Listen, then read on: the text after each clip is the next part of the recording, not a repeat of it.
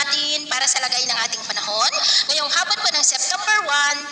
2025. Sa ngayon po ay patuloy pa rin natin na binabantayan ang sama ng panahon na nandito sa loob ng Philippine Area of Responsibility na nasa silangan na po ng Cagayan, about 1,020 km east of Santa Ana, Cagayan. Bumaba na po ang tsansa niya na maging bagyo pero patuloy pa rin nitong nahahatak ang habagat na siya po ngayong nakakapekto sa malaking bahagi po ng ating bansa lalo na sa kanluran habang patuloy pa rin itong kumikilos pataas at posibleng sa Miyerkules makakalabas na po iyan sa ating area of responsibility at sa ating long range forecast. Maliban sa sama ng panahon nating binabantayan ay posible muli ang pamumuo ng mga sama ng panahon sa susunod na mga araw at ang development ng mayan ang ating babantayan kung may lalakas na kung may matutuloy po o hindi at sa lagay ng ating panahon. Ngayong hapon dahil sa habagat, trough ng LPA at mga localized thunderstorm ay nakakaranas ng maulap na kalangitan with isolated rains ang ilang bahagi ng Ilocos Region, Cordillera, Cagayan Valley, Central Luzon, Metro Manila, Calabarzon, Mimaropa, Bicol Region, Panay Island, Negros, Cebu, Bohol, Leyte, Samar Provinces, Basilan, Zamboanga Peninsula, Northern Mindanao, ilang bahagi ng Caraga